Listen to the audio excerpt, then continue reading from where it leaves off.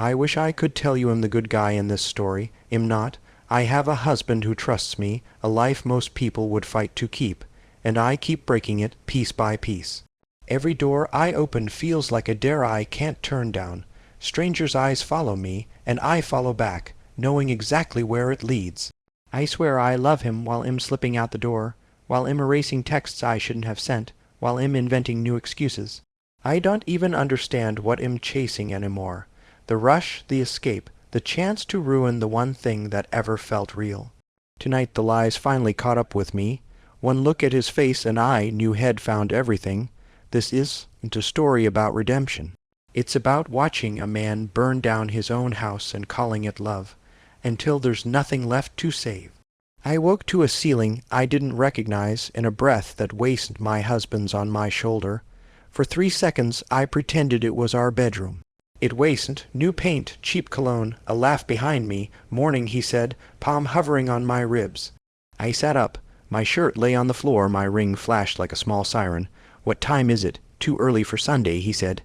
You running? Yeah, the mirror didn't lie. 30. 1, good suit face, worst decisions. 3 texts from Mark waited. Where are you? Did you crash at Tom's? Call me when you wake. I left on quiet feet and let a rideshare slide me across Manhattan.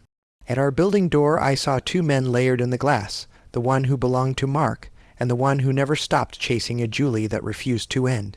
When I was 19, a neighbor brought a flashlight during a blackout and said my name in a way that rearranged the room. Nothing explicit, just breath too close, a hand on a chair too long, the kind of almost that ruins every later yes. My pulse learned a trick it never unlearned. Mark opened the door before my key turned. Alex, he said, pulling me in. You disappeared. Phone died, I lied, then softened it. I'm sorry, Tom's, yeah, coffee, please. He moved through the kitchen with a choreography my body knew. Grinder, kettle, 2 mugs, the shoulder bump as he passed.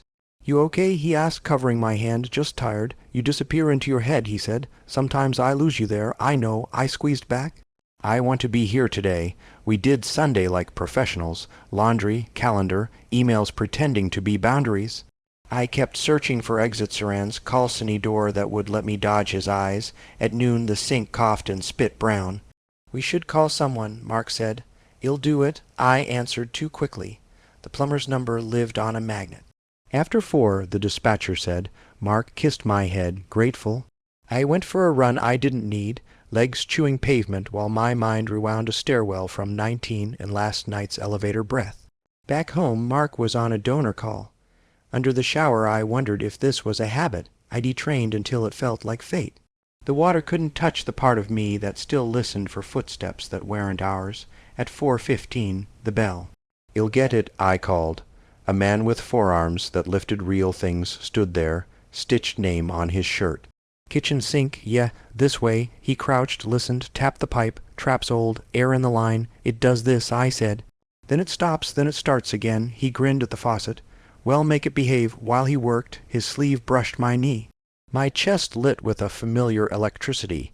I could hear 19 pacing in the hallway of my head, saying, "Don't be boring."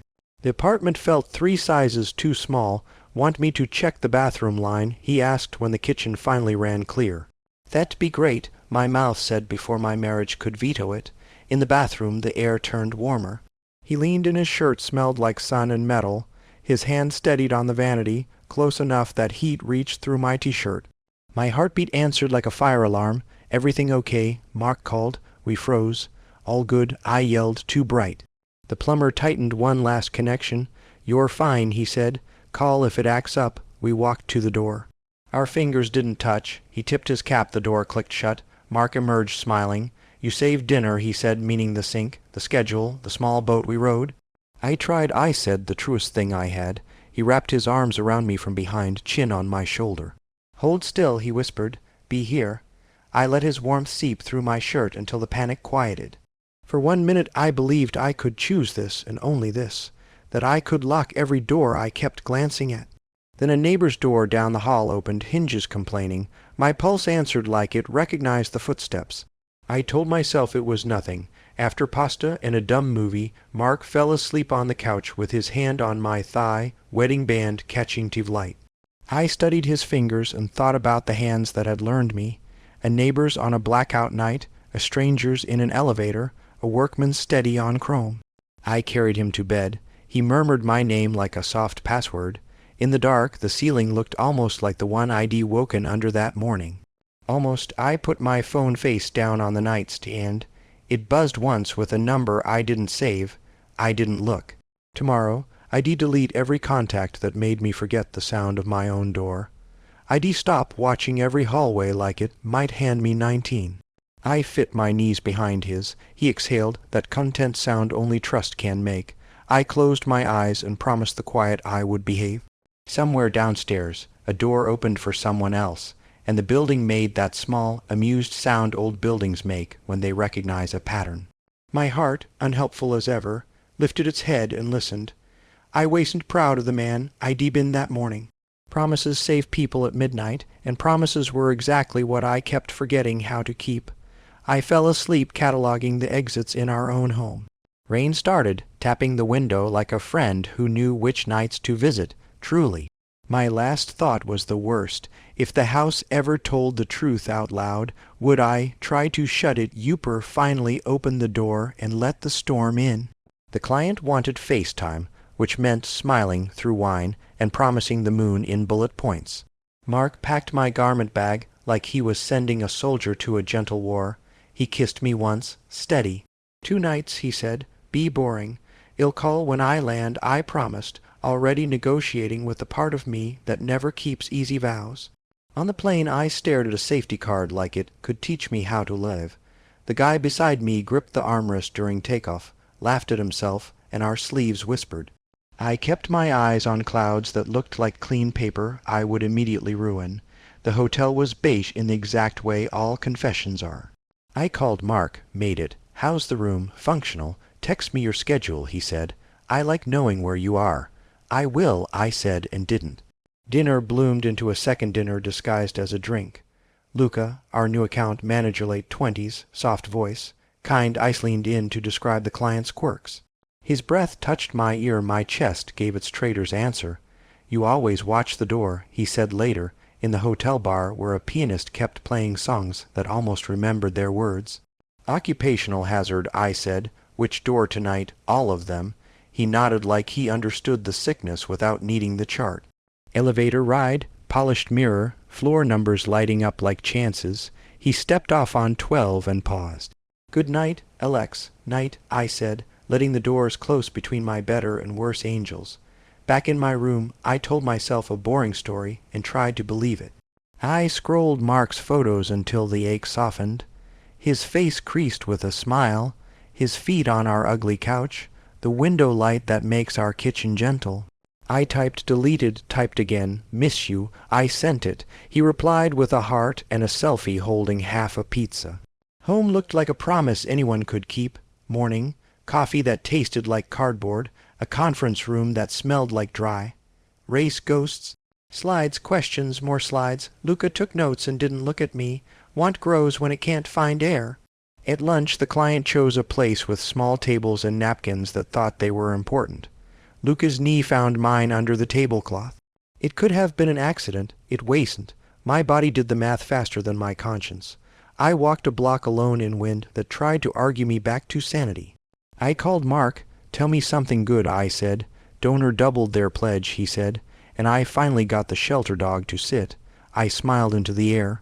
You're magic. You sound tight, he said. Just tired. Tonight I'll crash early. Be boring, he said, gentle but pointed. I will, I promised, and meant it for the length of that call. 2 hours later, I knocked on Luca's door with the deck in my hand like a hall pass. He opened in a t-shirt, room smelling faintly of detergent and something warm.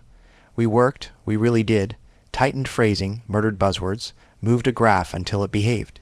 He stood behind me so we could see the same screen. His hand settled on my shoulder and didn't move. My breath lost its choreography. Alex, he said, a warning braided with permission. I know, I answered, which wasn't an answer. There's a quiet the city knows how to make, one that sounds exactly like temptation exhaling. The laptop dimmed. The room held its breath. His palm found the center of my chest and stopped there, as if to mark time. Somewhere between the second and third heartbeat, I wrote an apology in my head to a man who was at home, feeding the dog and believing in me. I left before midnight. In the elevator mirror, I looked like someone who had stayed up fixing a crisis. The lie fit as if tailored. I called Mark. He picked up on the first ring, voice soft with sleep. "Hey, I wanted to hear you," I said. "I'm here," he whispered. "Always here." Silence, warm as a blanket. "I love you," I said. "I love you too," he answered, "the kind of line you build a house on." After we hung up, I stood at the window and counted lit windows across the city. Every one looked like a little stage where two people were trying to live honestly. I told myself that tomorrow I would be different, and the sentence sounded like a recycled script even to me. The next day we won the room. Applause, handshakes, emails with too many exclamation points. Lucas smiled across the table like nothing had lived in the quiet of his hotel. On the airport train, I texted Mark Maeda and a photo of coffee like proof of life. He sent back a clip of our kitchen sink running clear. "No gurgle," he wrote. "The plumber's a genius. Can't wait to be home," I replied, and for once the words didn't taste like theater. As the plane lifted, the city spread beneath me like a map of all the doors I kept pretending were walls. I promised myself I'd stop touching the handles. The seatbelt sign chimed. The stranger beside me fell asleep, head rolling toward my shoulder, and I held very still like a man practicing a better life in the tiniest way he could manage. When the wheels kissed the runway, my phone lit with a new message from an unsaved number, a single photo of a hallway door, slightly open, light flaring at the seam. No caption, just the dare. I stared until the screen went dark and my reflection stared back a man who could still choose. At arrivals, Mark would be waiting with coffee and look. I told myself I'd walk straight to him and never look over my shoulder. The skyline greeted me like a lie I wanted to believe. Mark met me at baggage claim, the picture of steady comfort, a paper cup of my favorite coffee in hand. He kissed Messoft, certain end. For a second I almost convinced myself Chicago hadn't happened. "You look good," he said while we threaded through the crowd. "Long meetings," I answered. Not a lie, not the truth. That night we ate takeout at the small table we once built from flat, pack instructions and a weekend of inside jokes. Mark talked about donors and a gala seating chart. I laughed in the right places and searched his eyes for suspicion. Nothing. Trust can be cruel when you don't deserve it. 2 evenings later, a client texted about a gallery opening in Chelsea. Mark had another late meeting. "Go," he said, sliding a thumb across my knuckles. "Send me a picture if you see something wild." The gallery smelled of fresh paint and ambition. People drifted between canvases, black clothes and bright laughter mixing like smoke. I told myself I was here for networking. Then I saw him, tall, maybe 25, a camera hanging from his neck like a dare. His gaze pinned me, steady and unashamed. "Great lighting tonight," he said when we ended up beside the same abstract storm of reds. "Good for your shots?" I asked. Better for conversation. His grin was effortless, dangerous.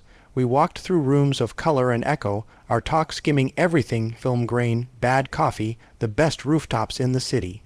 Each sentence felt like stepping on to a plank that might give way. When the crowd thinned, he tilted his head toward a stairwell door, propped open by a crate of forgotten wine. The rooftop air cut clean and cold. Below us the city roared sirens, taxis, lives colliding. But up here it felt suspended, a stage built for secrets. He stood close enough that our shoulders touched. I should have moved. I didn't. "You leave around here?" he asked. "Downtown, with my husband," I said, the last word like a warning I hoped he'd heed. He only nodded. "And yet you're here." I looked at the skyline, pretending the view explained anything. "I like rooftops." He laughed quietly. "I like company." His hand brushed mine, a question without language. My pulse answered before thought could interfere. I leaned in just enough to feel the heat of his breath, to catch the faint scent of rain still clinging to his jacket. The city stretched wide beneath us, every window another choice I wasted making. I stepped back, heart hammering. "I should go." He smiled like he already knew the ending. "Maybe I'll see you again." "Maybe," I said, both of us hearing the truth behind the word. I walked home through streets washed in neon and drizzle, each reflection a quiet accusation. Mark was asleep when I slipped inside, the apartment warm with trust. I stood in the dark a long time, watching the rise and fall of his chest, wondering how many rooftops a marriage could survive. Chapter 4 The Door That Almost Closed. Mark planned a Friday night that should have been impossible to ruin.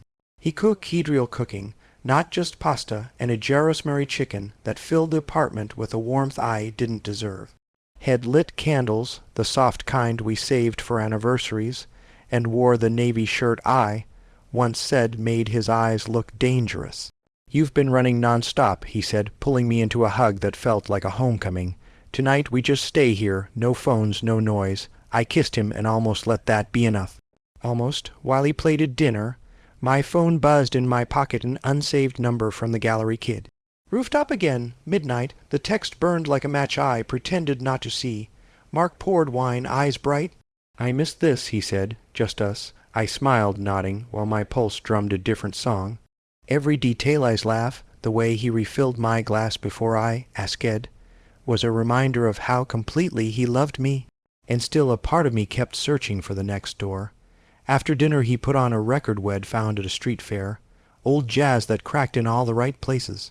We danced, slow and easy, until my phone buzzed again. I slipped it out, thinking he wouldn't notice. He noticed. "Who's texting this late?" Mark asked, gentle but curious. "Work," I lied, too fast. He tilted his head, studying me. "At 11, it's the Chicago client," I added, a second lie to patch the first. He reached for the phone with an open palm, not a grab, just a simple request. "Let me see, maybe I can help." My heart slammed. For a breath I froze, the room shrinking to his hand and my pocket. One swipe and everything would spill. Gallery boy, Luca, the plumber's number still unsaved. Mark I forced a laugh. "It's boring emails. Then it's fine if I..." The door buzzer cut through the air, loud and perfect. We both startled. Mark lowered his hand. "Who's here at this hour?" he asked. Relief hit so hard it felt like dizziness. I hurried to the intercom. "Probably the super," I said, voice too bright. He mentioned checking the heat. A courier's voice crackled. "Wrong apartment, late delivery." I signed, thanked him, closed the door on the miracle interruption. When I turned back, Mark was watching me. Not angry, just concerned. "You've been different lately," he said quietly. "Like you're somewhere else even when you're here." I stepped closer, heart pounding. "Work stress," I offered, the oldest excuse in the world. He cupped my face, thumbs warm against my cheeks. "You know you can't tell me anything, right? Whatever it is, I want to be in it with you." And there it was, every reason to stop, every proof that I was loved by a man who deserved a better story than mine. I nodded, swallowing a confession that almost made it to air. "I know," I whispered. He smiled, kissed my forehead, and pulled me into his chest. "Then let's just keep tonight," he said. "No more noise." I stayed in his arms until the record ended, breathing the steady rhythm of someone who believed in me without question. My phone buzzed once more in my pocket. I didn't look, but the vibration traveled through both of us, a quiet reminder that the storm I'd built was still waiting just outside the door. The first cool nights of fall had started to slip into the city, that thin breeze that carries every sound a little farther. Mark suggested a movie at home, a slow evening with popcorn and blankets. I agreed, smiling like it was exactly what I wanted. But the moment he left for a late meeting with his board, an emergency donor call that would keep him until midnight, our apartment felt wider, hungrier. I paced the rooms like a thief trying to find a reason not to steal. Downstairs lived Daniel, the broad-shouldered neighbor who had once helped us carry a couch and then stayed for a beer. Older than me by a decade, he had the calm of someone had already stopped proving things. We'd exchanged easy nods in the lobby, a few shared laughs about the building's terrible elevator. "Nothing dangerous, not yet." I texted before I could stop myself. "You around?" The reply came fast. "Painting the spare room." Doors open. The stairwell smelled of fresh plaster. I told myself I was only bringing him the extra drop cloth we'd borrowed months ago. But when he opened the door, paint streaked across his forearm. The lie already felt tired. "Didn't expect company," he said, smiling like he'd been waiting anyway. "Thought you could use a break," I answered. He poured Weiner kind of wine, not the cheap stuff, and we stood shoulder to shoulder at the kitchen counter, two neighbors sharing a bottle, the air charged with something that hummed under every word. Mark texted, Board meeting running late. Don't wait up. I set the phone face down, heart rattling. You okay? Daniel asked. Long week, I said. Too much coffee. He leaned a hip against the counter, close enough for the scent of sawdust and paint to reach me. Sometimes it's good to be restless, he said. His arm brushed Min barely a touch, but the shock of it went straight through me. I could feel 19 again. The summer when a neighbor's knee against mine had rearranged every rule. We talked about music, the endless repairs in the building, nothing that mattered. Each sentence bent closer to the quiet gravity between us. At one point he reached past me for the corkscrew, his chest almost touching my back. My breath betrayed me. Alex, he said finally, my name drawn out like a question. I turned. The space between us felt about the size of a decision. A knock echoed down the hall out, sudden, like a warning shot. We both jumped. Delivery, a voice called. Wrong door. The spell cracked. Daniel stepped back, clearing his throat. Guess the universe keeps decent hours. I laughed, a little too sharp. Guess so. He walked me to the door. You know where I am, he said. No hint of apology. The hallway felt colder on the way back up. I paused outside my own apartment, palms damp, heart still racing. Inside, the silence of our home wrapped around me like a question I wasn't brave enough to answer.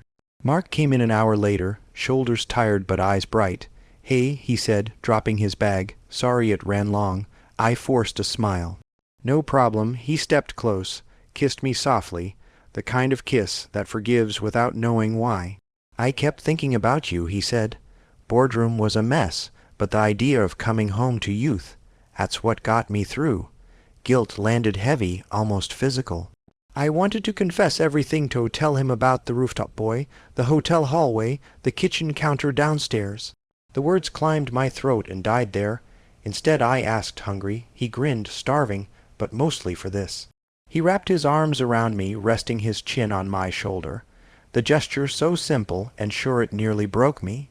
We ate leftovers while he told stories about donor drama and absurd requests. I nodded, laughed in the right places, every sound of his voice another reminder of what I was risking. Later, as he showered, I sat on the edge of our bed and stared at my phone. No new messages, but the gallery kids number glowed in my mind, and Daniel's half. Painted walls seemed to whisper through the floorboards. Mark returned, damp hair curling, and slid beside me. You're quiet, he said, pulling me against him.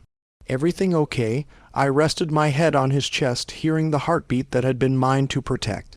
Yeah, I lied. He kissed the top of my head. I love you, he murmured, already half asleep. I stayed awake, watching shadows crawl across the ceiling, feeling every second stretch into an accusation. Mark's warmth pressed against my back, steady and trusting. I wanted to freeze the moment, to promise the silence would keep us safe. Instead, I lay there cataloging every door I'd opened, every chance I hadn't yet turned away from, knowing the storm I kept feeding was already on its way. Rain streaked the windows when I reached our building, the kind of night that makes the city sound like it's whispering warnings. My key barely touched the lock before the door opened from the inside. Mark stood there, no smile, no welcome. Just stillness. Hi, I said, voice too light. We need to talk, he replied, every word measured, sharp as glass. Inside, the apartment looked normaler couch, our framed photos, the faint smell of rosemary from the dinner head cooked hours ago. But the air was different, heavy. My phone sat on the coffee table, screen up, unlocked. I went looking. Mark said quietly, Chicago, the gallery, the neighbor downstairs. I found it all. My chest tightened. Mark Daunt, he cut in. I've been trying to believe you just worked late, that the look in your eyes was stress, but I can't pretend any more. He wasn't shouting. His calm was worse. I love you, I said, the words rushing out. Do you? His eyebrows lifted, a small, sad challenge.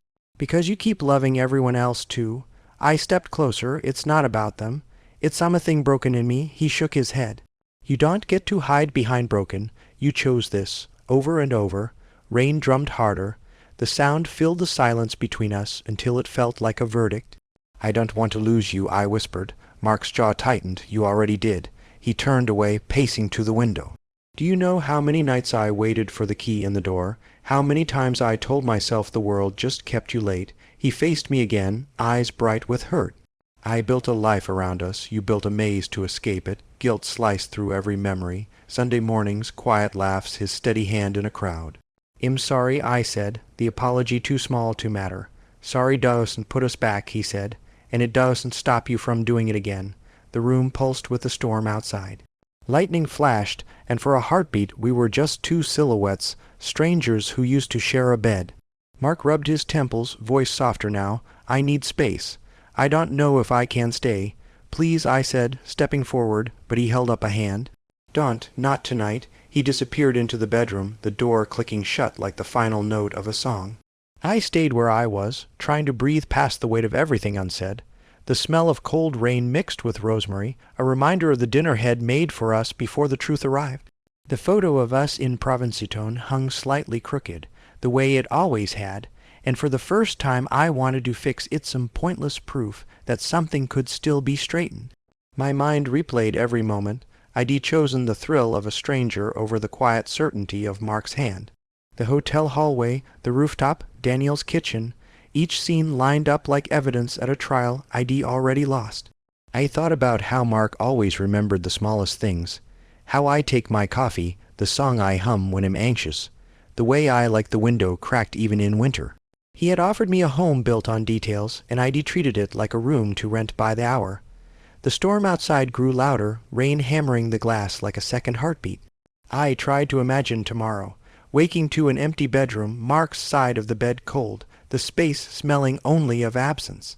The thought burned deeper than any stranger's touch ever had. My phone buzzed unseen a number I didn't save. I didn't look. I turned it face down, as if hiding the light could erase the pattern. For the first time, the silence of our home felt like judgment. I stared at the closed bedroom door, knowing the storm outside wastes, and half as dangerous as the one I'd carried in. Somewhere behind that door was a man who had loved me completely, maybe still did, but the distance I'd created now felt like a canyon. I stayed on the couch until the storm thinned to a tired drizzle. The apartment smelled of rain and regret. Every creak of the building sounded like a warning. Love doesn't always end with a crash. Sometimes it dies in the quiet, while you're still deciding which lie to tell next. When I finally stood, the floor seemed to tilt under me. I placed my palm against the bedroom door and whispered his name, but the only answer was the slow, steady rhythm of his breathing on the other side proof of life, and of how far away he already was.